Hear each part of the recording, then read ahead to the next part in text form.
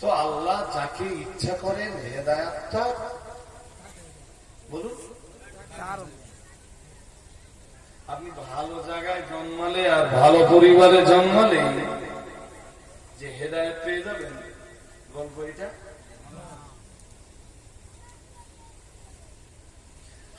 ইমাম হোসেন কুরাইশ বংশ। কোন বংশ? কারবালা মরুপ্রান্তরে যে বা যারা ইমাম হোসেন সহ পুরো নবী পরিবারকে শহীদ করেছে, ইমাম জয়নুল আবেদিন ব্যতীত পুরো নবী পরিবারকে যারা ধ্বংস করেছে তারাও কোরআন।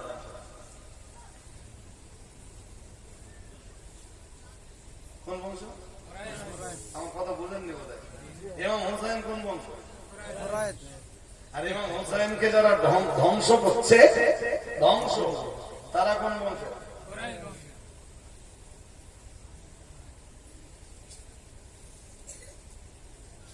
এই জন্য কোরআন কি বলেছে? কোরআন করুন। আল্লাহ পাকের কোরআনের জন্যই জানিয়েছে, ইয়া আইয়ুহান নাস ইন্না খালাকনাকুম মিন যাকারিন ওয়া উনসা। মহান আল্লাহ জানিয়েছেন, হে দুনিয়ার মানব মণ্ডলী, আমি আল্লাহ পাক রব্বুল আলামিন বলছি, তোমাদেরকে আমি একজন নারী আর একজন পুরুষ থেকে তৈরি করেছি। আল্লাহ পাক পরে জানিয়েছেন, ইয়া আইয়ুহান নাস ইন্না খালাকনাকুম মিন যাকারিন ওয়া উনসা ওয়া জাআলনাকুম শুউবান ওয়া ক্বাবাইলা লিতাআরাফু ইন্না আকরামাকুম ইনদাল্লাহি আতকাকুম। মহান আল্লাহ জানিয়েছেন, আমি এক নারী আর একজন পুরুষ থেকে তোমাদেরকে বানিয়েছি। পুরুষ হলেন নবী আদম আলাইহিস সালাম, আর নারী হলেন আম্মা জান হাওয়া আলাইহিস সালাম। মহান আল্লাহ জানিয়েছেন, একজন নারী আর একজন পুরুষ থেকে তৈরি করার পরে আমি আল্লাহ তোমাদেরকে বিভিন্ন জাতিতে, উপজাতিতে, গোত্রে, বংশে বিভক্ত করে দিয়েছি। আমাদেরকে বিভিন্ন বংশে ভাগ করে দিয়েছেন কে? আল্লাহ। সবাই বলতেছেন না কেন? আল্লাহ। বিভিন্ন গোত্রে আমাদের ভাগ করে দিয়েছেন কে? আল্লাহ। কেউ শেখ বংশে, কেউ সৈয়দ বংশে, কেউ গাজী বংশে, কেউ মোল্লা বংশে, কেউ মল্লিক বংশে, কেউ গাইন বংশে, কেউ সর্দার বংশে, কেউ দফাদার বংশে। এগুলো ভাগ করেছেন সব আল্লাহ। তো হ্যাঁ না বলে না? এখানে বংশের কারণে আভিজাত্যের কিছু আছে? হ্যাঁ। অথচ এরপরও আমার জাতি এখনো বিশ্বাস করে যে বংশ গৌরব আছে। বংশ গৌরব কোরআন তাই বলে। হাসরের মাঠে বংশ থেকে বিচার হবে না। হ্যাঁ না? যা বলবেন জোর করে ঠাস ঠাস করে বলবেন। হাসরের মাঠে বংশ দেখে বিচার হবে, রক্ত দেখে বিচার হবে, কি দেখে বিচার হবে?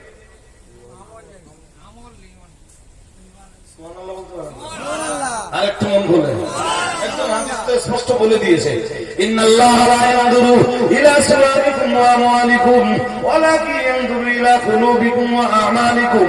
আও কামা ক্বালা আলাইহিস সালাম মুহাম্মাদুর রাসূলুল্লাহ সাল্লাল্লাহু আলাইহি ওয়াসাল্লাম, নবী আমার জানিয়ে দিয়েছে, ইন্নাল্লাহা লা ইয়ানজুরু ইলা সুওয়ারিকুম ওয়া আমওয়ালিকুম। মহান আল্লাহ কারোর বাহ্যিক চাকচিক্যের দিকে দেখবেন না, কারোর গায়ের চামড়ার দিকে দেখবেন না, কে সাদা কে কালো, কে শ্বেতাঙ্গ কি কৃষ্ণাঙ্গ, এটা আল্লাহ দেখবেন না। তার গায়ে ভালো জামা কাপড় পরা, কার গায়ে ভালো জামা কাপড় পরা ছিল না, ওটাও মহান আল্লাহ দেখবেন না। কে কিরিস করা জামা কাপড় পরতো, কে গুটিয়ে যাওয়া জামা কাপড় পরতো, মহান আল্লাহ হাসরের ময়দানে ওটাও দেখবেন না। কার পকেটে টাকা আছে, কার পকেটে টাকা নেই, ওটাও আল্লাহ দেখবেন না। কে ধনী আর কে নির্ধন, মহান মহান আল্লাহ রাসূল আবার জানিয়েছেন ওয়া আমওয়ালিকুম, আল্লাহ একদিকে সূরাতের দিকে দেখবেন না, আকৃতির দিকে দেখবেন না, গঠনের দিকে দেখবেন না, সাদা কালোর দিকে দেখবেন না, রূপ লাবণ্যের দিকে দেখবেন না, বরং আল্লাহ পাকের রাসূল আবার জানিয়েছেন ওয়া আমওয়ালিকুম, আল্লাহ কারো ধনাত্মতার দিকে দেখবেন না, কে গাছতলায় বাস করত, কে পাঁচতলায় বাস করত, কার পকেটে টাকা ছিল, কার পকেটে টাকা ছিল না, কে বিমানের পাইলট ছিল, কে দুনিয়ায় ভ্যানওয়ালা ছিল, মহান আল্লাহ এটাও দেখবেন না।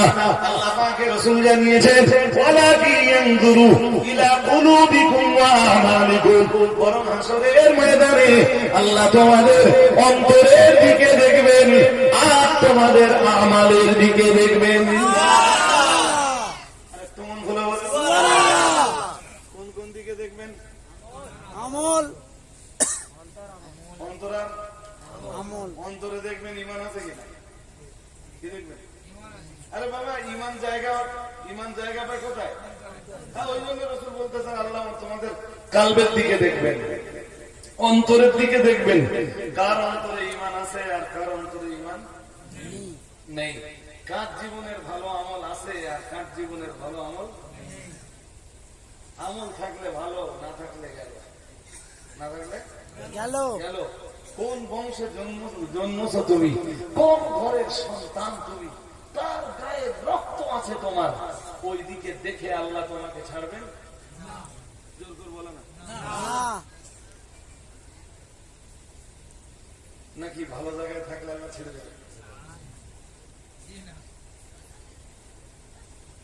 বলতে পারেন না। বাট কোরআনের বয়ান আর হাদিসের বয়ানটা বলেন। লূত নবী আর নূহ নবীর বউ দুইজন জাহান্নামে যাবে। কোন নবী? সবাই বলেন। এদের বউরা কোথায় যাবে?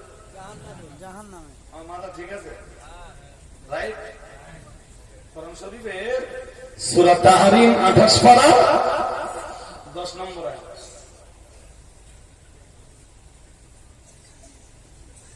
কোন নম্বর? 10 নম্বর। পড়ে দেখুন। দুনিয়ার এই মেয়েগুলোর আল্লাহ বোঝাচ্ছে, দেখ তোরা যেন ভাবিস নে যে আমি হাজী সাহেবের সংসার করতেছি। হাজী আল্লাহওয়ালা, গাজী আল্লাহওয়ালা, মৌলানা আল্লাহওয়ালা, হুজুর আল্লাহওয়ালা, হুজুরি সংসার করার কারণেই আমি জান্নাত পেয়ে যাচ্ছি। এদের চেয়ে না অনেক ভালো হুজুরের সংসার করেছিল। কে? এই দুইজন নারী, অহেলা আর অহেলা, এই দুইজন নারী এদের চাইতে অনেক ভালো হুজুরের সংসার করেছিল। তাদের জায়গা জাহান্নাম। কোথায়? কোথায়? জাহান্নাম। ও ভাই, কে কোন চিন্তায় আমার কথা নেবেন আমি জানি না। ভালো চিন্তাতে নিতেও পারে, নাও পারে, আমার কিচ্ছু এসে নেবেন। সূরা তাহরিম 28 পারা, সূরা তাহরিমের আয়াত নাম্বার 10।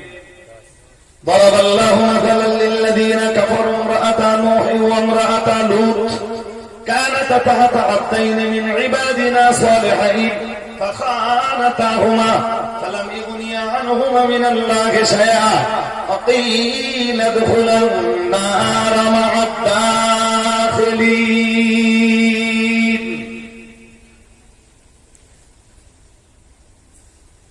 শুনছেন নাকি?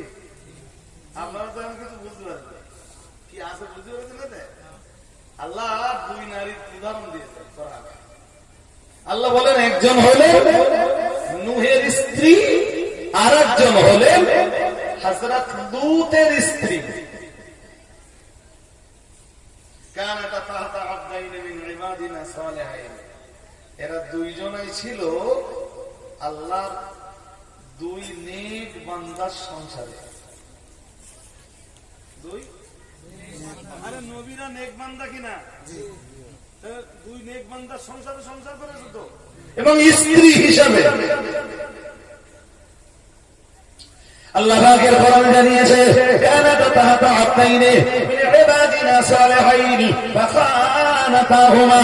तमाम জীবন ধরে তারা দুইজন আল্লাহ নেক বান্দার সংসার করলো। আল্লাহ পাকের দুইজন নেক বান্দার সংসার করলো। মহান আল্লাহ জানিয়েছেন তারা শুধু নেক বান্দা নন, তারা আল্লাহ পাকের দুই নবী বান্দা। ও বাবাজিরা ভাইরা, কিন্তু মহান আল্লাহ জানিয়েছেন ফাখানাতাহুমা, আল্লাহ পাকের ওই দুইজন নবীর খেয়ানত করলো। ওই দুইজন নারী অর্থাৎ তাদের দুইজন স্ত্রী ওই দুইজন নবীর খেয়ানত করলো। মহান আল্লাহ জানিয়েছেন ফাখানাতাহুমা ফালাম ইগনিয়া আনহুমা মিনাল্লাহি শাইআ। না, হাসরের ময়দানে ওই দুইজন নবী তাদের দুইজন তাদের স্ত্রীকে কোনো উপকার করতে পারবেন না, ওই দুইজন মহিলাকে কোনো উপকার করতে পারবেন না। ও বাবা ভাইরা, আল্লাহ ওই পর্যন্ত বলে ছেড়ে দেননি, বরং আল্লাহ আবার জানিয়েছেন ওয়াকিলা দুখুলান নারা মা'আদ দাখিলিন। মহান আল্লাহ জানিয়েছেন, আল্লাহ পাক রব্বুল আলামিন জানিয়েছেন, আমি আল্লাহ পাক রব্বুল আলামিন হাসরের ময়দানে আমার বিচারে যারা জাহান্নামে যাবে, আমার বিচারে যারা জাহান্নামী হিসেবে আমি আল্লাহ যাদের জন্য ফয়সালা দিব, ওরা যখন জাহান্নামে যাবে আমি আল্লাহ পাক রব্বুল আলামিন আমার পক্ষ থেকেই তখন লূত নবী আর নূহ নবীর এই লূত নবীর স্ত্রী আর নূহ নবীর স্ত্রী দুনিয়ার এই দুইজন নারীকে ডাক দিয়ে বলা হবে উদখুলান নারা, তোমরা দুইজন জাহান্নামের ভিতরে ঢুকে যাও। বলুন নাউজুবিল্লাহ। একটু জোর করে বলেন নাউজুবিল্লাহ। ভালো জায়গায় সংসার করে লাভ হয়েছে? কি খারাপ? আমল খারাপ। কি খারাপ? আমল খারাপ। কি খারাপ? বিশ্বাস খারাপ। কি খারাপ? বিশ্বাস খারাপ। বিশ্বাস খারাপ, আমল খারাপ। ভালো জায়গায় থেকেও লাভ হয়েছে? হ্যাঁ? আবার বিবি আসিয়ার মতো মানুষ ফ্রাউনের মতো গ্রেট শয়তানের সংসার করে দিয়েছে।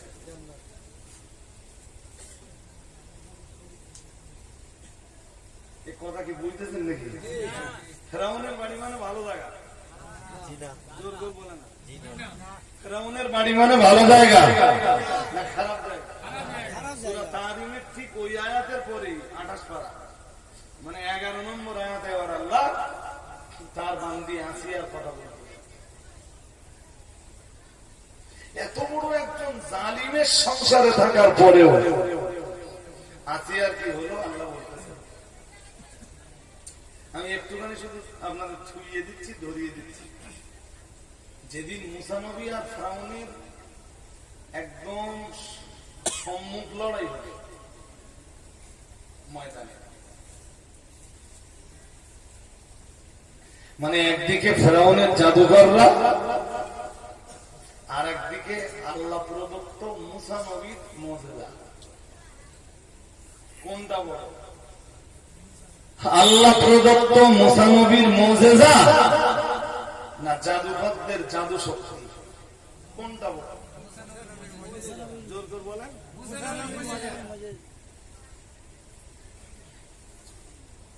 ফিরআউন তো মুসা নবীর জাদুকর বলে ডাকত।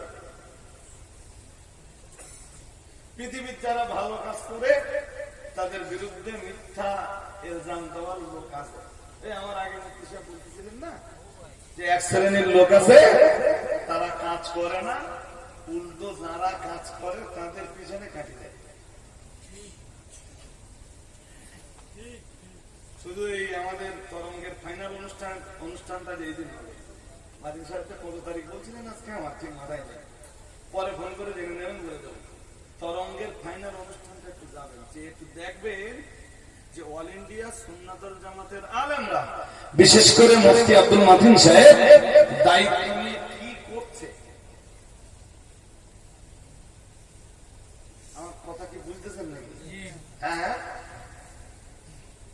যে কটা মডেল স্কুল, মুফতি সাহেব মডেল স্কুলের কথা বলতেছিলেন না, যে কটা মডেল স্কুল চলছে, এই মডেল স্কুলগুলোর মানে মডেল স্কুলগুলো থেকে ভালো ভালো ছাত্রছাত্রীদেরকে বেছে নিয়ে অনুষ্ঠান করতে করতে করতে করতে ওই দিন হবে ফাইনাল অনুষ্ঠান, দেখা যাবে কোন স্কুল ফার্স্ট হয়।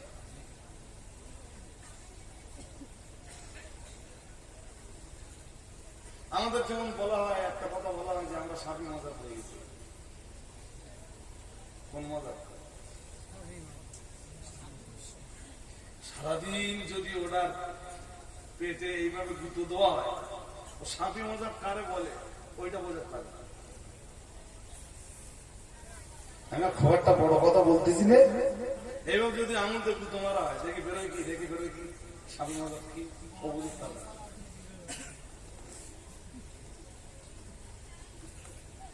সে মাইকে ফুটতেছে যে কাইন সরকার, রজবানী সরকার সব সাবি মজা হয়ে গেছে, ওরা কেরাল থেকে মডেল এনেছে, সেখানকার লোক সব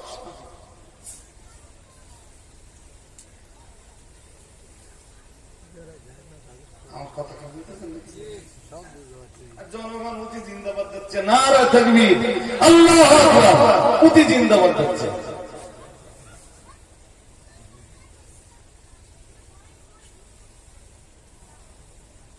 সত্যপন্থীদের উপরে ইলজাম চলতে থাকবে।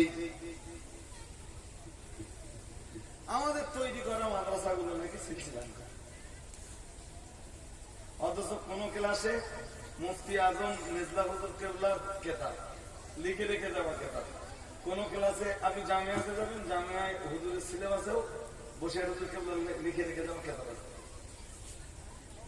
যারা এই কথাগুলো বলতেছে তারগা মাদ্রাসায় এই বসির হুজুর কেবলা লিখে রেখে যাওয়া কেতাব, মুফতি আজম মিজলা হুজুর কেবলার সমর্থিত বা লিখিত কেতাব, তাদের প্রতিষ্ঠানগুলো আছে কিনা আল্লাহ ভালো জানেন। নেই আমি বলবো না, থাকতে পারে, তবে আমরা তো আমাদের প্রতিষ্ঠানে রেখে দিই।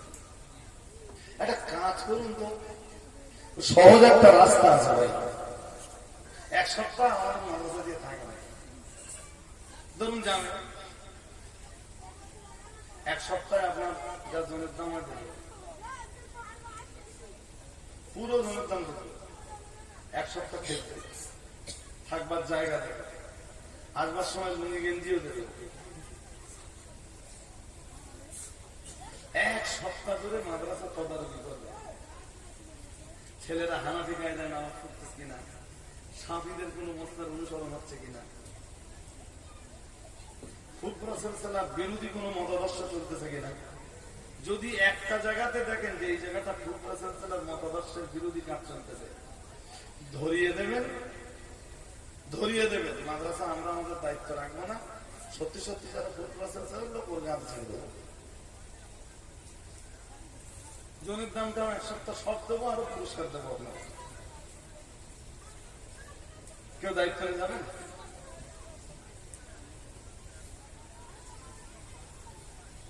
মিথ্যা কথা বলা খুব সহজ, সবচেয়ে বড় লজ্জা লাগে কেন জানেন? এটা নবিয়ানা স্টেজ, এই নবিয়ানা স্টেজে মিথ্যা প্রচার হয়, এবং যারা করে তাদের মাথায় এরকম টুপি, মাথায় সুন্দর হাতের রুমাল, মুখের দাড়িগুলো আমার তো হেঁকে বেঁকে আছে, একদম পুরো সোজা সাতটা সব, কি সুন্দর ফেরেস্তা ফেরেস্তা দেখতে, অথচ কাঠ কাঠ কাঠ একটা মিথ্যা কথা বলতে বেরিয়ে যাচ্ছে।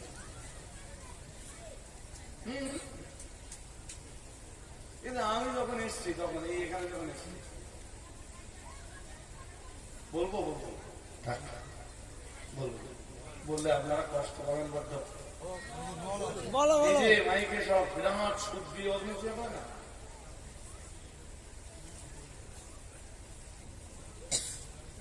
বিরাট শুদ্ধ অগ্নিচে হুজুর নাম লেখুন। তুমি জিজ্ঞেস করতে গেছেন যে হুজুর এই যে সাহাবা নবীর এই যে গল্পটা আপনি শোনালেন, এটা কোন হাদিসে আছে একটু বলেন দিন। সাহাবী বারবার জিজ্ঞেস করতে হুজুর তারপর হুজুর এরপর কি হবে, এরপর কি হবে। সাহাবী নবীরে জিজ্ঞেস করতে মানে তো হাদিসে থাকবে। আবার এই নামগুলো কোথা থেকে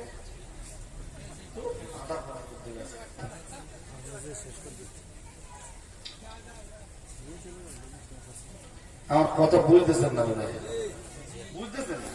হ্যাঁ, আমি যখন আসতেছি এসে শুনলাম একটা ঘটনা, কেউ একজন বলতে চাই, খুব সুর করে বলতেছে, তখন আমি এসেছি, তা আমার মনে হচ্ছিল যে এটা যে হাদিস, এটা মেবি এটা হতে পারে সব হাদিস আমার পড়া যায়। হুজুর মনে হয় একটু জিজ্ঞেস করা ভালো, হুজুর এই হাদিসটা যে আপনি এইটাতে বললেন, নবী আর সাহাবী কথাবার্তা হচ্ছে, তার মানে হাদিসে থাকবে না? হ্যাঁ না বলো, থাকবে তো? জিজ্ঞেস করে দেখতে পারেন কোন হাদিসে আছে?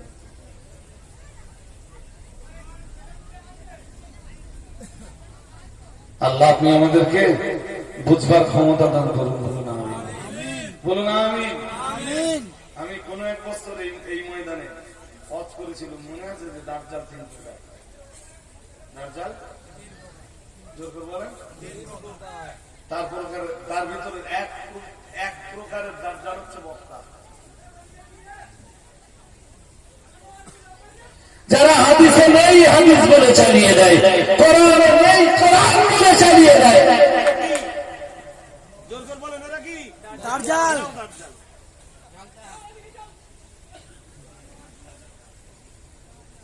আশ্চর্যের ব্যাপার, নবীর নামে মিথ্যা কথা, সাহাবীর নামে মিথ্যা কথা, আল্লাহর নামে মিথ্যা কথা। জি হাদিস শরীফে বর্ণনা দিয়েছে প্রিয় নবী মুহাম্মদুর রাসূলুল্লাহ সাল্লাল্লাহু আলাইহি ওয়াসাল্লাম আমার আল্লাহর নবী যে রাতে মেরাজে গেলেন, ও বাবাজির ভাইরা, মেরাজের রাতে রাসূলুল্লাহ আল্লাহ পাকের হাবিব যখন জাহান্নাম পরিদর্শন করছিলেন, জাহান্নাম পরিদর্শন করতে গিয়ে দেখলেন নবীর এক শ্রেণীর উম্মতের জীবগুলো জাহান্নামের আগুনের কেচি দিয়ে কেটে নেওয়া হচ্ছে। আমার আল্লাহ পাকের নবী বললেন, আমার আল্লাহর হাবিব বললেন, আল্লাহ পাকের নবী বললেন আমি দেখলাম তুকুরাদু শাফাহুম বিমাকারিদিন মিনান নার আও কামা ক্বালা আলাইহিস সালাম। আল্লাহ পাকের নবী বললেন আমি দেখলাম আমার এক শ্রেণীর উম্মতের জীবগুলোকে জাহান্নামের আগুন দিয়ে কেটে নেওয়া হচ্ছে। আমি জিজ্ঞেস করলাম, আমি আল্লাহ পাকের নবী ওদের কষ্ট দেখে সহ্য করতে পারলাম না। আমি আল্লাহর হাবিব জিজ্ঞেস করলাম কি অপরাধেরা করত, কোন অপরাধের দায়ে এদের জীবগুলোকে জাহান্নামের আগুনের কেচি দিয়ে কেটে নেওয়া হচ্ছে? আল্লাহ পাকের নবীকে জবাব দিয়ে বলা হলো হাউলাই খুতাবাউ মিন উম্মতিকা ইয়া রাসূলুল্লাহ, ইয়া রাসূলুল্লাহ, ইয়া হাবিবাল্লাহ, হুজুর এরা হলো আপনার উম্মতের বক্তার দল। কিসের দল? জোর করে বলেন। আল্লাহ বক্তা সমাজকে বুঝবার ক্ষমতা দান করুন। কি দে জিদ কাটতে দে? জাহান্নামের আগুনের কাঁচি দিয়ে। জাহান্নামের কাঁচি মানে কিসের কাঁচি? লোহার। কি কেটে যাচ্ছে? ওই মিথ্যা কথা বলার জন্য। শুনতেছেন? হ্যাঁ, এই জায়গায় বসে একটা কথা বলতেও ভয় হয়। যাক, কামব্যাক করুন ঝটপট, সময় কমে যাচ্ছে ভাই। আর এসছি মুফতি সাহেব আর আমি এক গাড়িতে। জি, আর হুজুরের সময় মানে তো কত মূল্যবান আপনারা জানেন। ওই আমার জন্য একজনই আমি আলাদা আলাদা, তখন 8 ঘন্টা আপনাদের যা আগ্রহ ছিল 8 ঘন্টা বেরোকে বলবো আপনারা শুনতেন। চলুন ফেরাউন আর মুসার সম্মুখ লড়াই। সেই লড়াইতে জয় মুসা নবীর হলো। আর একটু জাদুকররা তাদের জাদুবিদ্যার প্রভাবে আশপাশের লাঠি, সাপ, এই লাঠি দড়ি সব সাপে পরিণত করতে, সবগুলো সেই সাপগুলো নড়াচড়া করতে লাগবে। সাপ যেমন চলে, আল্লাহ যে সাপ সৃষ্টি করেছেন আমরা সেই সাপগুলোকে যেমন চলতে দেখি ময়দানে, হাজার হাজার উৎসুক জনতা ঘিরে রেখেছে। আজকে জয় মুসার হয় না ফেরাউনের হয়? দিনটা তো ঈদের দিন, ওদের ঈদের দিন। সেই জমানা মুসা নবী ভয় পেয়ে গেলেন, এত সাপ। আল্লাহ পাকের কোরআন জানিয়েছে, মহান আল্লাহ ঘোষণা দিয়েছেন, কুল্লা লা তাখাফ, আমি আল্লাহ পাক রব্বুল আলামিন বললাম লা তাখাফ, তুমি ভয় পেও না, ইন্নাকা আনতাল আলা, নিশ্চয়ই তুমি জয় লাভ করবে, নিশ্চয়ই তুমি জয়যুক্ত হবে, ইন্নাকা আনতাল আলা, নিশ্চয়ই তুমি জয় লাভ করবা। ও বাবাজিরা ভাইরা, আমার আল্লাহ পাক আবার বললেন ওয়ালকি মা ফি ইয়ামিনিক, মহান আল্লাহ বললেন ও মুসা, আমি আল্লাহ পাক রব্বুল আলামিন বলছি তোমার ডান হাতে যেটা আছে ওটা আমার জমি জমিনে নিক্ষেপ করো। মহান আল্লাহ বললেন জাদুকরদের জাদুবিদ্যার প্রভাবে প্রভাবিত হয়ে তৈরি হওয়া সাপগুলো তোমার হাতে লাঠি জমিনে ফেলে দিলে যে সাপটা তৈরি হবে ওই এক সাপে জাদুকরদের সমস্ত সাপ খেয়ে ফেলবে। মুসা নবী লাঠি ফেলে দিলেন, সাপ হয়ে গেল। ওই মুরগির সামনে এই গমের দানা ফেলে দিলে যেমন ফুটে ফুটে খায় না, মুসা নবীর সেই লাঠি মার্কা সাপ তো আল্লাহর কুদরতের এক দৃষ্টান্ত। জি, সেই সাপে জাদুকরদের সব সাপ ওরা ফুটে ফুটে খেয়ে দিল। ফেরাউন বলল জাদুকরদের তোমরা কিছু করো। জাদুকররা বলল আমাদের যা কৃতিত্ব ছিল সব শেষ, এরপরে আমাদের কিছু করার নেই। এখন তো আমরা মুসার রবের উপরে ঈমান আনবো, মুসার রবের জন্য আমরাও সাজদায় লুটিয়ে পড়বো। ও হেরে যা গেল যে জাদুকরদের এনেলো মুসারে হারাতে, সে জাদুকররাও কলেমা পড়লো, আল্লাহর জন্য সাজদায় লুটিয়ে পড়লো। এটাই ছিল ফিরআউনের জন্য সবচাইতে বড় অপমান।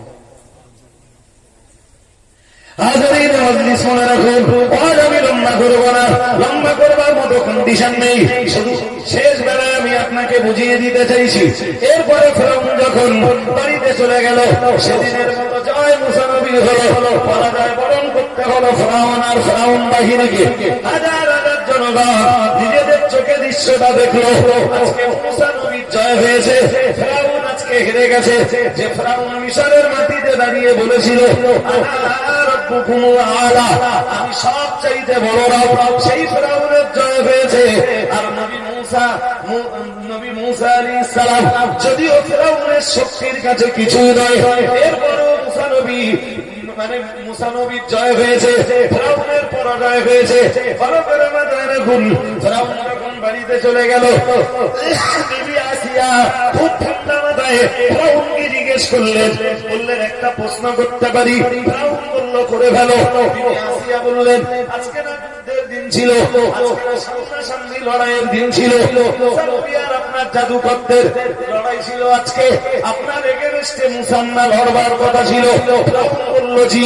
বিবি আসিয়া ঠান্ডা মাথায় বললেন কার জয় হয়েছে আর কার পরাজয় হয়েছে বলবেন? ফিরআউন বলল আজকের যুদ্ধে মূসা নবীর জয় হয়েছে। সঙ্গে লোক নেই, তার ভাই হারুন, আর জনগণ সব ফিরআউন। এরপরেও জয় কার? মুসা নবী। জোর করে বলে না, মুসা নবী। এরপরেও জয় কার? মুসা নবী। সত্যের পক্ষে থাকুন, সত্যের জয় একদিন আসবেই। তবে যুগে যুগে ফিরআউনের মতো জালিম যারা, তারা সত্যকে ডুবিয়ে দেওয়ার জন্য লড়াইটাও করে। হাজারিন মজলিস মনে রাখুন, আমি আপনাকে বিষয়টি শুধু ধরিয়ে দিতে চাইছি। বিবি আসিয়া জিজ্ঞেস করলেন আজকের যুদ্ধে জয় কার হয়েছে? ফিরআউন বলল মূসা নবী। পরাজয় কার হয়েছে আর বলতেছে না, কে হেরে গেছে আর বলতেছে না, লজ্জা লাগতে। বিবি আসিয়া জিজ্ঞেস করলেন না পরাজয়, ওর তো দিমাগে এমনি আগুন যুদ্ধ, পরাজয়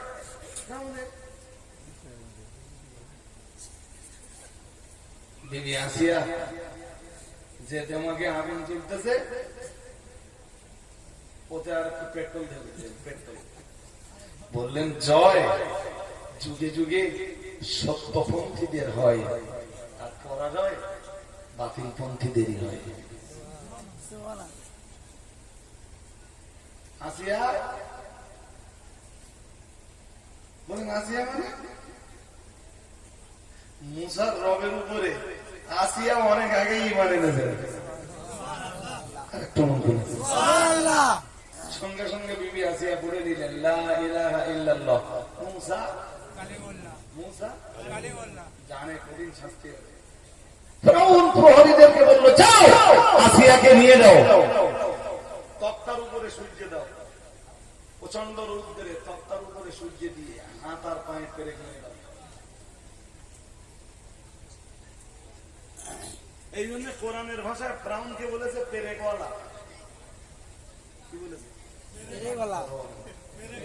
ও ফিরআউনা দিল আওতাদ আছে না কোরআনে? আপনারা তো বলতে পারবেন না, আমরা যা বলো না। হাফেজদেরকে জিজ্ঞেস করে আল্লাহ ফেরাউনকে কোরআনের ভাষায় কি বলেছে? পেরেকওয়ালা। কারণ আসিয়ার হাত পায়ে পেরেক মেরেছে কে? কে? ফেরাউন। বিবি আসিয়ার ডানাতে পেরেক ঠুকে দেওয়া হলো, বামাতে পেরেক ঠুকে দেওয়া হলো। এবারে আমার ডান পায়ে পেরেক ঠুকে দেওয়া হলো, বাম পায়ে পেরেক ঠুকে দেওয়া হলো। বিবি আসিয়া বললেন, তোমরা পেরেক ঠুকে দিতে দিতে দিতে দিতে আসিয়ার তামাম দেহে যদি পেরেক ঠুকে দাও, যদি আসিয়ার তামাম দেহের তামাম অঙ্গ প্রত্যঙ্গেও পেরেক মেরে দাও, তবুও তো আসিয়া ইমামের জায়গা থেকে দূরে সরে যাবে না, আর ফেরাউনের মতো শয়তানকে রব বলে মানবে না। আরেকটু মন খুলে বলেন সুবহানাল্লাহ। আসিয়ার ঈমান শক্ত হচ্ছে কোন জায়গায়? ফেরাউনের বাড়ি। কার বাড়ি? জোর করে বলে না। ফেরাউনের বাড়ি। কার বাড়ি? ফেরাউনের। খারাপ জায়গায় থাকলে সবাই খারাপ হয় না, আর ভালো জায়গায় লালিত পালিত হলেও সবাই ভালো হয় হয় না। এই এতক্ষণ ধরে যা বললাম তাই বললেন তো নাকি? আরে হ্যাঁ না বলবেন তো? আর যা বলেছি সব কোরআন হাদিসের তথ্য দিই। আজ এই মজলিস শোনা রাখুন, আমি শেষ লগ্নে চলে এসেছি একদম। বিবি আসিয়ার উপরে কঠোর অত্যাচার যখন চলছিল, আল্লাহ পাক ফেরেশতাদেরকে বললেন, ও আমার ফেরেশতারা যাও, আমার বান্দি আসিয়ার উপরে কঠিন অত্যাচার চলছে, তোমরা অন্তত আমার বান্দি আসিয়ার জন্য একটু ডানা মেলে ছায়ার ব্যবস্থা করে দাও। ফেরেশতারা এলেন, এসে বিবি আসিয়ার জন্য ছায়ার ব্যবস্থা করে দিলেন। ও বাবাজিরা ভাইরা, এরপরে ওই ময়দানে ফেরাউন এলো, যে ময়দানে বিবি আসিয়ার শাস্তি হচ্ছিল। ফেরাউন এসে বলল, আসিয়ার ডান হাত বাম হাত, ডান পা বাম পা, মানে দেখের এই চারটে অঙ্গ প্রত্যঙ্গে পেরেক ঠুকে দেওয়া হয়েছে। এরপরেও যখন আসিয়া আমার রব বলে মেনে নেয়নি, মুসার রবকে যখন অস্বীকার করিনি, এখন তোমরা আসিয়ার পক্ষে এক প্রকাণ্ড পাথর চাপিয়ে দাও। ও বাবা দিদা ভাইরা, ফেরাউনের সৈনিকরা যখন লোক লস্করেরা যখন বিবি আসিয়ার বুকের উপরে পাথর চাপিয়ে দেওয়ার জন্য পাথর নিয়ে টানাটানি করছিল, ওই সময় বিবি আসিয়া আল্লাহর বান্দি আসিয়া আল্লাহকে ডাক দিয়ে বললেন, কালাত রাব্বিবনি লি ইনদাকা বাইতান ফিল জান্নাহ।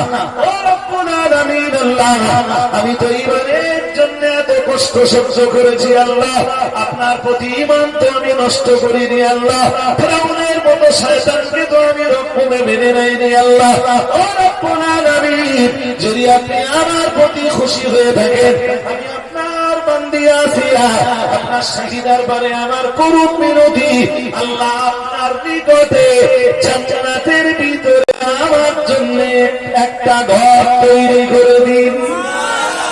বিবি আসিয়ার দোয়া আল্লাহ শাহী দরবারে মঞ্জুর হয়ে গেল। পাথর টানাটানি করছে, আমার আল্লাহ আজরাইলকে ডাক দিয়ে বললেন, আজরাইল আর দেরি করো না, আমার বান্দি আসিয়ার জান কবজ করো। আসিয়ার জান কবজ হয়ে গেল। ও বাবা আমার মনে রাখুন, বিবি আসিয়ার জান কবজ হয়ে গেল। ওরা তখন পাথর টানছে, বিবি আসিয়ার মুখের উপরে বসিয়ে দেবে। আর আল্লাহর বান্দি আসিয়া দেখুন আল্লাহর জান্নাতের ভিতরে, আল্লাহর জান্নাতের ভিতরে জায়গা নিয়েছেন। আল্লাহর বান্দি আসিয়া দেখুন আল্লাহ পাকের দয়ার জান্নাতের নিয়ামত উপভোগ করছে। ওরা আসিয়ার মৃত দেহের উপরে পাথর ছেটকে দিলে। আসিয়া আছে এখানে? আসিয়া কোথায়? জান্নাতে। সুবহানাল্লাহ হয় না? সুবহানাল্লাহ। আরেকটু মন খুলে, সুবহানাল্লাহ। ফেরাউনের মতো শয়তানের বাড়িতে থেকেও জান্নাত পাওয়া যায়। আমার কথা বুঝতেছেন?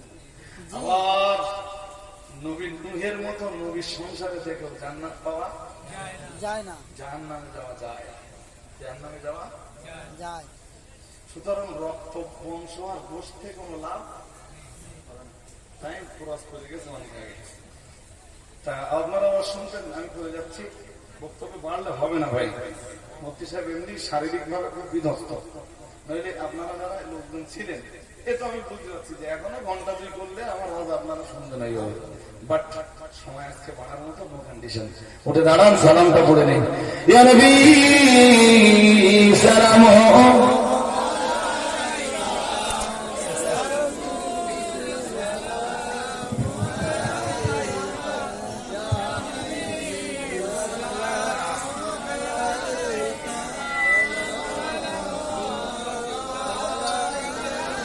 আমার আছে আপনার দিবানা,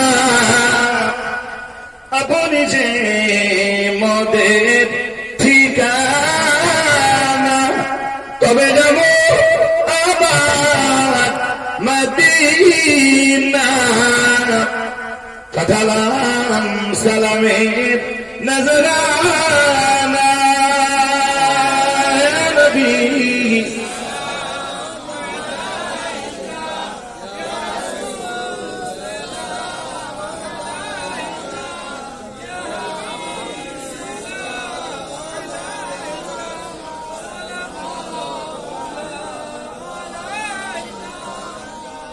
হাসরের কঠিন দিবসে কি আছে মোদের নসিবে, ওই দিনের কঠিন সময়ে ভুলো না পাপী উম্মতের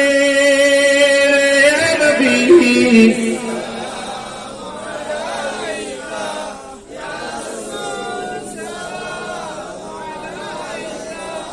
يا حبيبي سلام عليك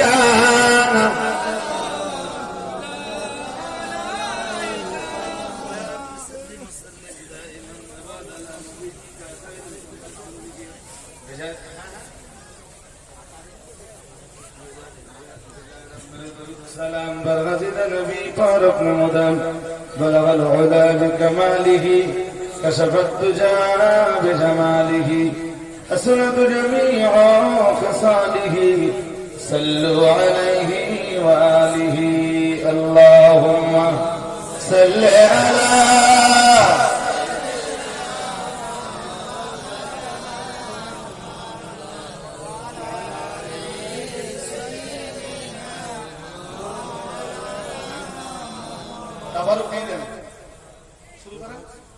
আপনাদের কাজ হলো একবার সূরা ফাতিহা পড়ুন, তিনবার সূরা ইখলাস পড়ুন, কয়েকবার দরুদ শরীফ পড়ুন, আর ততক্ষণে কি বলছিলাম একদম শেষ কথাটা, হযরত মূসা আলাইহিস সালামকে আল্লাহ এক সময় বাইতুল মুকাদ্দাস জয় করতে নির্দেশ দিয়েছিলেন। তিনি যেতে যেতে যেতে যেতে বাইতুল মুকাদ্দাসের খুব কাছাকাছি জায়গায় পৌঁছে গেছেন। সেই সময় তার মউত আসে, তিনি ইন্তেকাল করেন। তাই মুসা নবীর কবর বাইতুল মুকাদ্দাস থেকে ঢিল ছোড়া দূরত্ব।